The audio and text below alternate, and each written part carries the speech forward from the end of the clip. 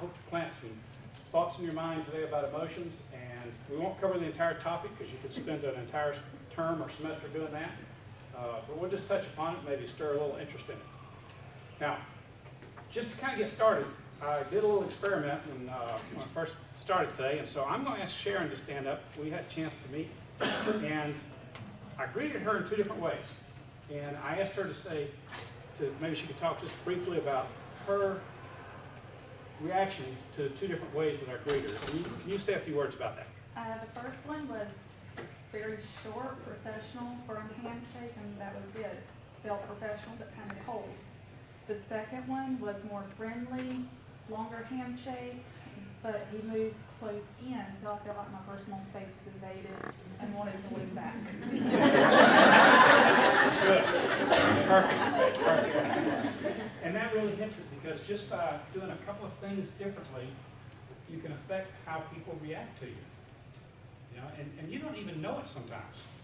You know, so that's what emotional intelligence is all about, is to help raise your awareness so that when you approach people, whether it's verbally, non-verbally, even through the internet, you know, people are going to react. And they're going to have certain things, like the feeling of the coldness. You know, that may be unintentional. Maybe you're not quite so knowledgeable about the person, and you want to be a little standoffish. You're doing it subconsciously. You know, but the other feeling, and when on the second handshake, one of the things I did was I made sure I kind of touched her elbow lightly. You know, and that kind of invaded her private space a little bit. So we'll talk more about that with culture too a little bit, and go into that. Okay. Well, these are the things we're going to try to cover today, and get on through them. And if at any time anybody has questions, feel free to ask them, or if you've got ideas, because I guarantee you there's a lot of folks in this room that probably know the subject really well. And if you want to contribute to the discussion, or you got a question, feel free to ask it at that time. All right, here's kind of the history of where emotional intelligence started. Actually, it began about in the 1920s time frame, when people were starting to talk about different types of intelligences and social reactions between people.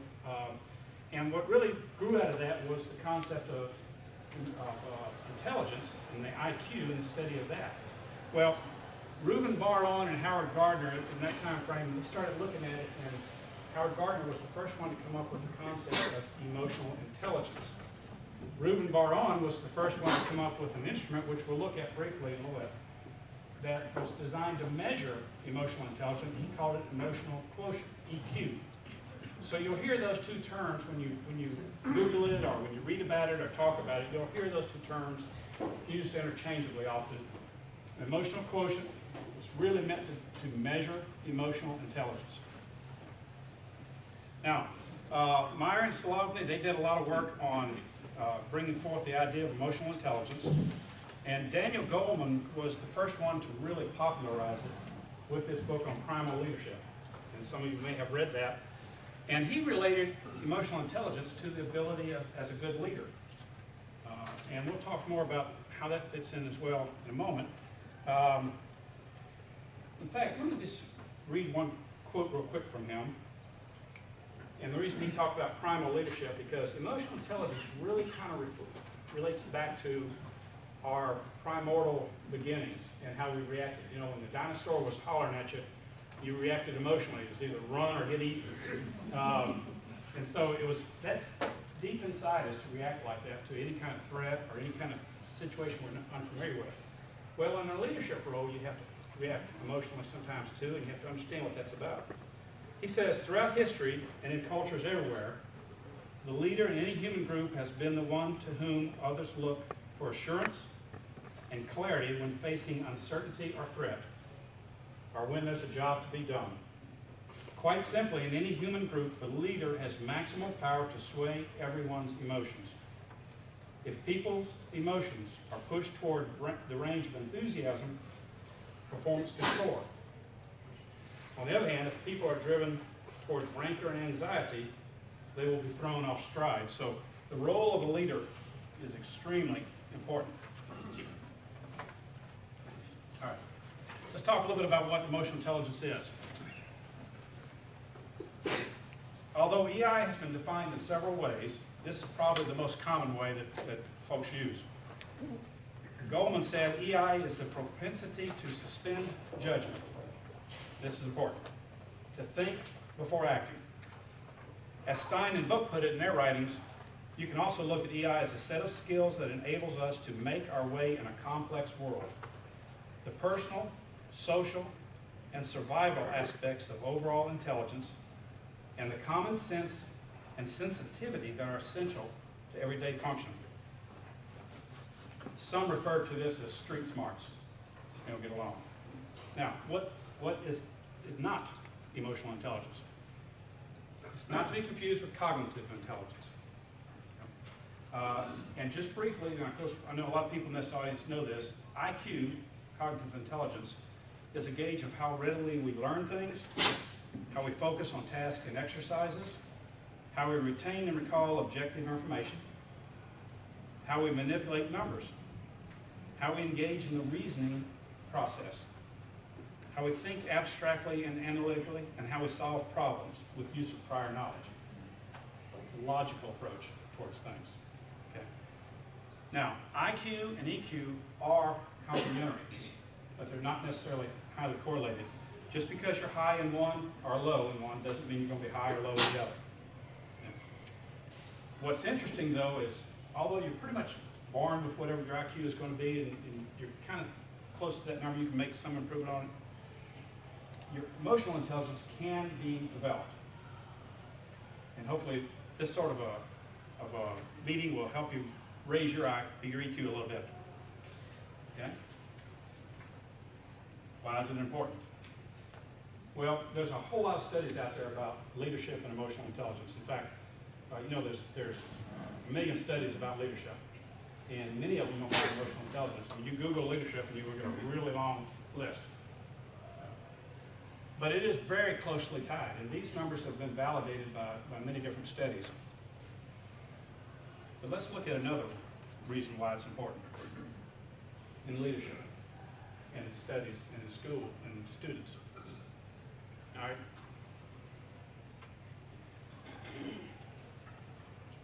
right? People almost always react emotionally first. And that's part of our DNA. You know, we talked about that a little bit earlier with our fight or flight reaction, our avoider approach. And this is really very normal. And it's to be expected. So when you're dealing with folks and you're thinking about how they're going to react emotionally, anticipate that they will react emotionally. You know. For example, if the boss calls you to come to his office, or her office, the first thing that happens is your emotion goes way up. What did I do? You know, what's going to happen? You know, and you may get up there and they're going to pat you on the back and tell you did a great job, and all of a sudden your emotions go down and the logic comes back up. As a supervisor or as an instructor, you bring someone to your office, be prepared for that. Be recognizing that they're going to react emotionally first. You know, especially as an instructor or professor, you are an authority figure. You know, and even, and we'll talk about cultures in a little bit, even some people who don't recognize culture very closely, they still have that reaction down deep about it. So just think about how that's going to happen. You can help a person move from the emotional to the logical. That's part of your job when you're doing this. Because you really can't reason with somebody until that happens. All right, let's do the first exercise. Everybody's, if I can get some people to volunteer, and then we're all instructors, we know how that works. Someone give me some of the ideas of things that, like that first question says, what are some of the words to describe a teacher that you really thought very highly of? Anybody? Energetic. Energetic? Okay. Yes. Open and approachable. Mm-hmm. Caring? Caring, yes. Okay. Consistent. All right, now, for some of y'all answering now, what was the clue that you got? What led you to believe that about the person, about the instructor? What made you think that they were like that? Well, I'm talking about Dr. Ellen Collins. He was one of my favorites when I was an undergrad. He was always consistent. I knew what to expect in class. I knew we were going to start at this time, I knew we were going to end at this time, and he followed his syllabi, or syllabus rather, to the T, and I appreciated that about him. And how did that make you feel inside from the beginning of the class and once you discovered that about him? Made me feel prepared and excited to go to his class every day. Good. Yeah, Good. Okay. A little more relaxed. yeah, very much so. Okay. All right. This is the derivative of the model that Ruben Baron came on. It's called the EQI2O model. And to make it just a little easier to read, there's 15 scales and subscales in there. And that's, I'm not going to go through each one of those because it would take, like I say, a while. You could really study every one of these sections. But I think this is pretty good because when you look at each one of these, read the book about this, and I can provide some information on that. You see a lot of these things, but let's hit some of the key ones real quick. This, I think, personally, is one of the most important ones because you really need to know yourself first. You know, you have to build that self-awareness. You have to understand how you're going to react to various situations before you can understand how someone else is going to react. Because again, you're just like everybody else, all of us. First thing is emotional. Second thing is logical. All right. With a strong sense of self-awareness, one can recognize their own emotional weak and strong points and how they may affect others. You learn your hot buttons.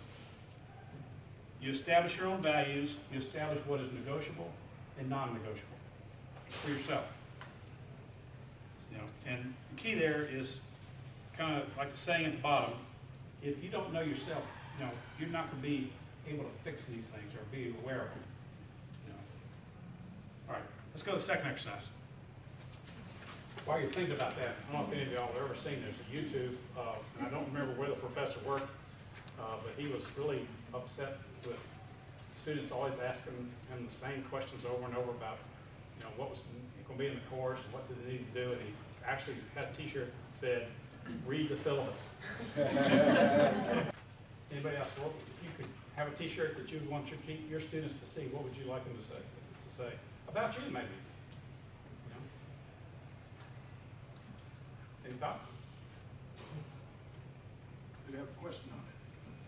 Okay. Do I inspire you? Good. Good. Yeah, because that's really kind of one of your goals with the class, isn't it? To go beyond just mere knowledge. We're going to talk about that in a few minutes. Mere knowledge transfer.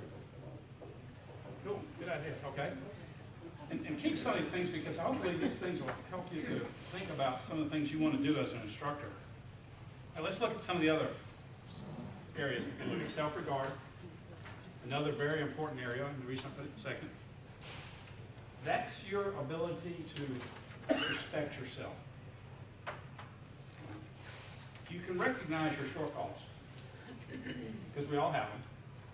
But you also should have the ability to think about yourself and say, you know, I'm really doing a pretty good job at what I'm doing. And have pretty good self-regard for yourself. It doesn't mean to be a braggart. You know, it just means to accept who you are and what you do. You know, and to look for ways to improve yourself. It's inner strength, if you will. Self-confidence. Because as we've talked about and mentioned, that the people around you will read every overt and covert message you send out. The way you talk, the way you stand. And self-confidence is really important because you want them to copy that. You know, you want them to be confident in you. Did any of you ever have instructors that you felt like they just didn't know what they were doing? You know? And you may not have been too happy with the class because of that. You know? Yes? Oh, I thought somebody had. Okay, this is one of the fun ones, emotional expression. And it goes back a little bit to what Sharon and I did with the way we greeted each other. And I tried to look her in the eye, for example. You know? But your body gives off clues constantly.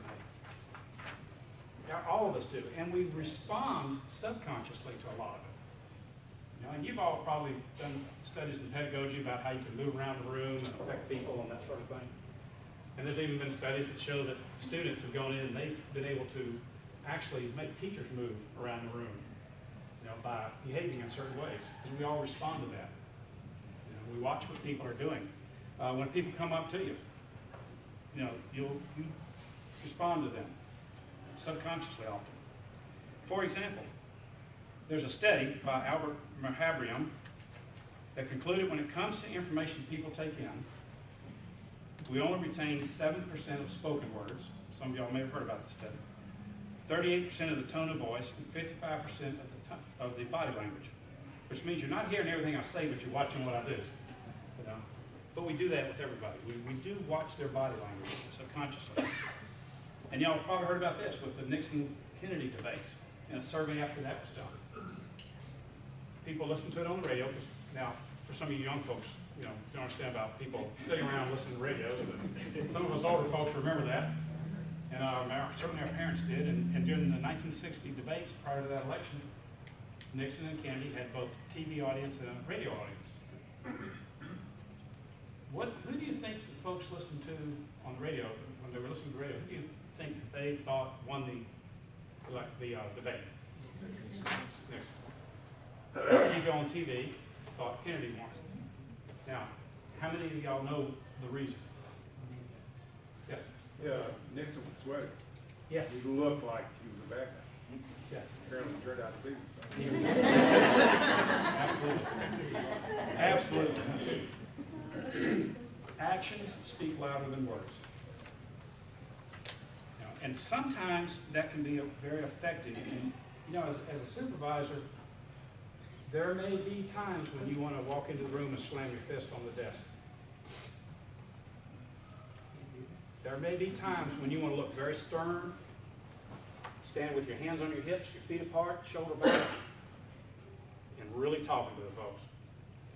But what you have to do is remember that you're doing that as part of your equation to affect their behavior. Because then you can take and use your voice, and you can turn that around, and you can explain what's going on, use logic, bring their emotions down, and at the end of the discussion, have them all in agreement. Yes, we need to go out and do better. There are other times when it's not appropriate.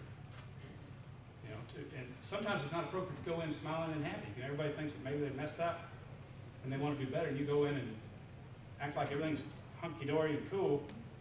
They may say, well, wait a minute, that behavior was not appropriate, but it looks like the professor thinks it's okay. Once again, think about raising kids, the same kind of thing.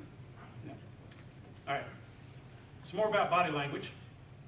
And it may be a little hard to see some of the figures up there. I apologize if that is, but that's about as big as I can get PowerPoint to make it. The key there is that a lot of the negative behavior is signaled by this. That's a very basic behavior. I'm going to protect myself. Or, like Sharon did, back away a little bit. He's in my space. Whereas this kind of a posture is, let me think about that. Yes. That's a little bit cultural. We like to think Yes. that closed arm is universal, but I went to another meeting where they talk about global students, and Middle Eastern students are taught from early on, if they're going to show the instructor that they're giving them their attention, that they sit with their legs together, arms crossed like this.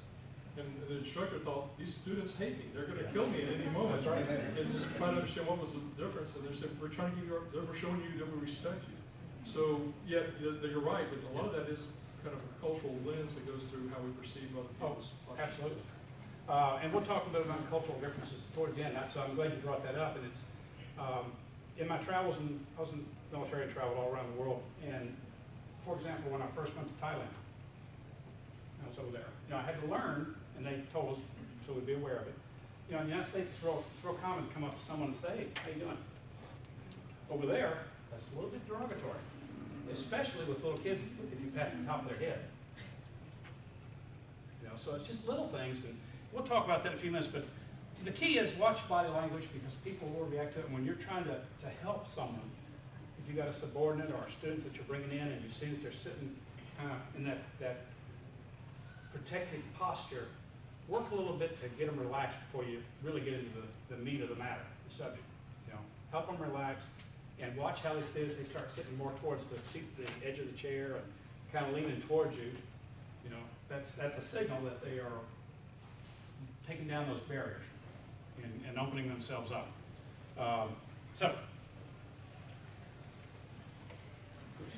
Now, there are some species that have no expressions. You know the difference between a cat and a dog? You know, there's a lot, yeah. You know, a dog will look at you, or your puppy will look at you and say, you know, you feed me, you water me, you take care of me, you must be a god. A cat will look at it and say, you feed me, you water me, you take care of me, you must be a god.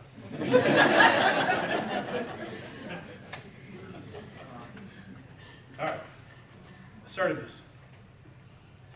This is an important one because this has to deal with how you interact with others, and it kind of goes back to what I mentioned earlier about when you go in before a group and the body language you use and how you want to be assertive. The key here for assertiveness is that you want to control it. You know, you want to understand how to use it effectively, not be rude, not be condescending, you know, but sticking to your point, sticking to your ground when it's appropriate. You know, you can go into a meeting and say, no, I'm not sure that's quite right. Let's think about this. Let's discuss it. You know, and so there are times when it's important to be assertive and hold your ground. And once again, I keep thinking when I hear these kind of words like teenagers, curfew's 11 o'clock. I don't care. You know, you have to be home at 11. But Dad, everybody's staying out later. Well, you're not everybody. You know. And of course, everybody's not. That's just what they say. So, recognize your reactions too. And once again, going back to raising teenagers, how many times did you say be home at 11 and they weren't there and you just went off handle? I know I did. You know, you have to be able to make that point, stick to it in a calm way. You know? Now this is an important one too, empathy. This is the ability to read other people. Watch that body language and see what it's telling you. It doesn't mean you agree with them. Just because you're very empathetic to someone doesn't mean you agree with them. It means you try to understand them, understand where they're coming from. You know, there's ways to improve your empathy. You have to put your own emotions on hold because you're going to react to what they tell you. You can use excavating questions, dig for the truth. You can use open-ended questions, like we did a few minutes ago, about how did you feel about that? You know, what did you think about that? What did you wish might happen? You know, and you're trying to draw out what's really out of them. You know, what's really going to get to them. Pay close attention to two types of information coming from the other person. It may be words used to describe their thoughts and feelings, or it can be words used to describe their desires and expectations. That's what you're really after. The words that describe their desires and expectations. What do they wish to have happened? Or what really got them upset? You know? Now, you may have to listen to a lot of negative talk before you get to the heart of the matter. Be patient. Lead the person through that discussion. Help them get to the point where they're at. You may have had an employee or a student that didn't do what they were supposed to do. And you have to help them understand why it's important that they meet your expectations. You know, because they may not get it. They may not realize why do they need to know this information. You know, or they may come to you with lots of excuses about why they didn't get the paper done on time. You know, I know we've had it happen. So this is a real important one. And like I said, seeing through the eyes of others is really, really important. They may have some issue that they're dealing with that you're just don't know about, and they're not real open to discuss it with you. Maybe something's happened at home. So be aware of that and try to dig down and find out what's really going on with them. Now, as you can, all of you that taught, y'all seen this happen when you're dealing with students. These are a lot of the emotions that they're going to come in with. A lot of the things that are going to affect them. Okay? And I put vulnerable for the non-traditional students because I think that's an important part, and we're going to get into a little more detail on that in the next slide in here. You know, but again, empathy does not imply agreement. And when you're dealing with different cultures, different generations, they're going to react differently. We'll talk about that also in a minute here. All right. Alan Mortiboy said, a teacher brings two things to the classroom that are of value to the learners. One is expertise in the subject. The other is knowledge of learning and teaching methods. In other words, your pedagogy or your andragogy. But he said you also bring a third element, and that's emotional intelligence. But it's kind of an unrecognized element that you bring to the classroom, whether you're aware of it or not. Hopefully this will make you more aware of it. It's your ability to connect with the students, because just like we talk about where we work, one thing about education that I think that is just phenomenal, one of the reasons I love being in this business, is that you have the opportunity to fundamentally change people's lives more than almost anything else they do outside of family. And it's a really important role that we play, a high responsibility. So think about that when you're dealing with them and the things that they come with. And I mentioned earlier about the non-traditional student. You know, the traditional student comes in, they're coming from a school environment, they're 18 years old, you know, they got to worry about classroom and homework, but they're also, biggest thing they have to worry about is going to the ball games and stuff like that. A non-traditional student is coming in from an environment where they may have to worry about rent payment, they have to go to soccer games, they have Girl Scout meetings to attend, they may or may not have a spouse that's supporting them. They probably have at least one job, maybe a couple of jobs. And probably the most intimidating thing is that they may have been out of school for a while, and now they're jumping back in, and everybody's running full speed, and they're having to jump right into the race. You know, so it's pretty intimidating. I can speak from personal experience. When you go back to school after a while, it's tough. It's hard. And they may have also not done so well in that first try. And so they're intimidated by that, not really sure that they're going to do so well this time. You know, so be prepared when the non-traditional student comes in. They're dealing with some unusual issues that they have to get ready for. All right, another one is reality testing. This is important, and what this is all about is understanding what the outcomes are, what's going on, and being realistic about it. Don't look through life through rose-colored glasses. You know, accept what is. Accept those things that you can change and those things that you can't. Be realistic about it. But don't let it get you down. You know, those things that you can't change, just move around it. Find a way to go around it. You know, don't get hung up on it. And it's the same thing about people. See people as they really are. You know, sometimes we want to see people in a different light, and we just refuse to accept that they are really, really good at what they do, or how they are, or maybe not so good. You know, we have to work with them. Okay, impulse control. Basically, it's trying to keep calm. You know, it's real easy to react, and certainly many of you who teach, you understand, or if you got kids, you understand. Really, if you got kids, sometimes they're going to push that button on purpose just to get that reaction out of you. So you have to be in control of your reactions. You know, and it also has to do with, you know, if it's a complicated issue, make sure you thought through the answer. Sometimes we jump to the easy answer rather than think it all the way through and what the implications are. Stress tolerance. We all have to deal with this, and stress tolerance has to deal with your ability to persevere. There's some really good books on what's called grit. They're written about that now, and people that persevere over time through difficult situations. And it's important to have that inner strength to get through. It's being resourceful and effective, coming up with suitable solutions, knowing what to do.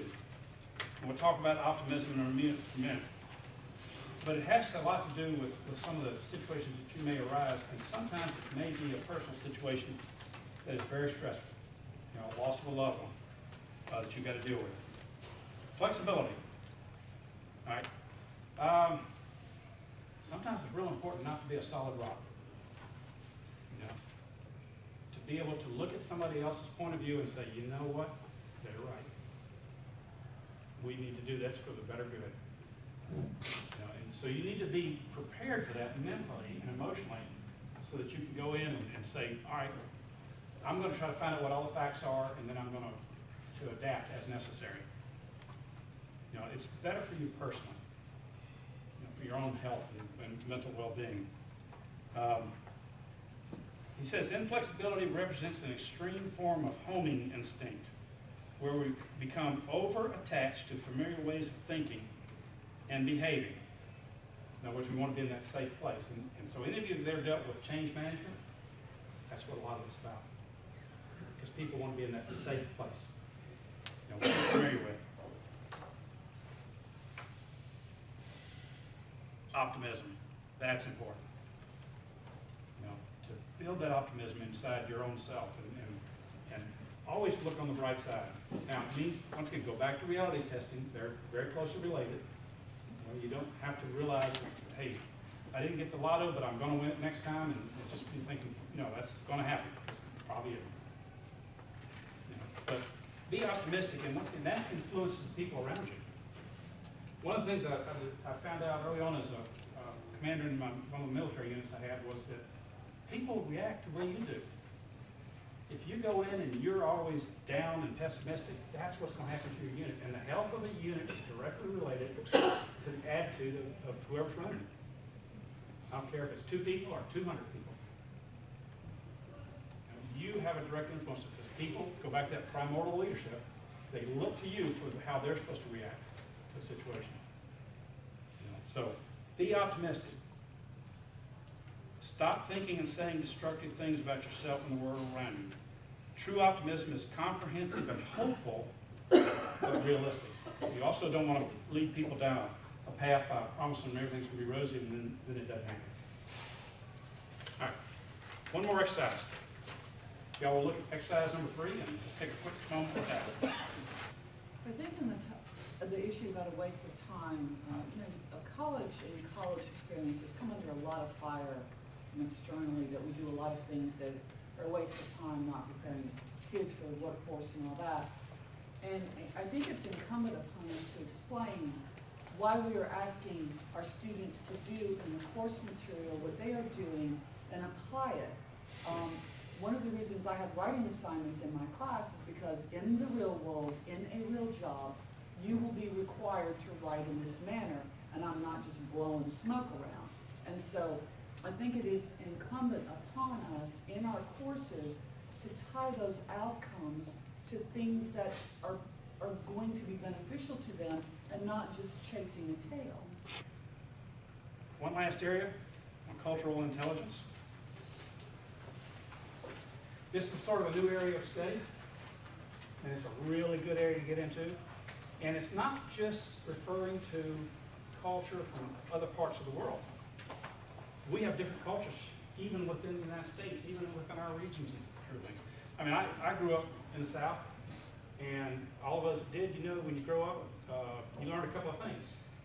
You learn to say yes ma'am and yes sir. You show respect to everybody that's older than you, or anybody in an authority position. I had cousins who lived up in Yankee Land, up in Milwaukee, and they would address adults by first name. And when I was young, I just couldn't deal with that. That just blew my mind. But they didn't mean anything by it. They were being just as respectful as I was, but that's just what their culture was. And of course, we got other culturisms in the South that are different, like we're fixing to do something. First time I said that was some folks that were some international people I was dealing with, and they said, "What do you mean you're fixing? Why don't you just do it?" So you have to think about that. Now, even within different generations, and there have been lots of talks and writings and stuff about the generations that we deal with and how they're different, but we also deal with the international part of it too. And when you are dealing with other folks from other countries, it's really important to understand what their culture teaches, just like we talked about earlier. That we would interpret an American student with his arms crossed, or an employee, as being very protectionist, but maybe not, from the Middle East. The Germans, where I was stationed for a while, and I'm half German, very frank. You get into a discussion with them, and they will, they may violently disagree with your idea, but it may come across as if they're disagreeing with you. You just have to understand, they're not making a judgment on you, they're making a judgment on your idea. And they'll tell you exactly what it is. When I was stationed in Oregon, dealing with the Okinawans, they're very inclusive in things that they do. Collectivism is what they, you know, the way they deal with each other. They have no problem working as a group, for example. But you get some American students and try to get them into group study, oh gosh, you know, I know, you got your hands on them for you, that's the same thing. You know, they don't like it a lot of times. You know, so you just have to be aware of it and be conscious of it and help them overcome that. Authority. A lot of times American students will be very questioning of authority. You know, they don't mind raising the hand in the class and saying, what are you talking about? You know, but students from some cultures will, they're not going to question you. If you say the sky is pink today, they're going to go out and write in their notes and say, yeah, the professor said the sky is pink today, must be. So you just have to be kind of aware of that when you're dealing with it. So keep in mind the cultural part, yes. You know, we talk about cultural intelligence, you know, another type of cultural intelligence is professional culture. And, you know, being a fellow retired military, take a look at blue suiters, Army culture, Navy, obviously there's a culture built up. You take a look at the hospital where you have doctors, nurses, administrators. That creates a whole different language and perspective and filter. So you're right, culture's huge and it goes across a lot of different mediums there. Yeah. And depending on the context you're using the word culture in, you're absolutely right. If you're talking about, you know, an international group or anything like that in their culture, or an organization in its culture. Edgar Schein wrote a really good book on change and how you have to affect the culture of the organization to make that change. And again, for emotional intelligence, you know, if you walk in and just say, we're going to do something and expect everybody just to jump in line and do it, it's not going to happen. You can force it, but if you don't change that underlying deeply held beliefs, you're not going to change their basic behavior. Because we live in safe places. You know, so we reach down into that culture and try to change that. So, but just be aware of it, especially when you're dealing with international students or students from different parts of the country, people who may have been raised in different areas. It doesn't matter. Just be aware of how their culture reacts and what it's going to do. And if you're going to be with a group of one particular culture, do your homework. Learn a little bit about what their culture is and what's important to them. Keep in mind that while they're here in the States, they may be adapting to our culture. But if you're a guest over there, wherever it is, wherever there is, you know, you probably ought to think a little bit about how they do things.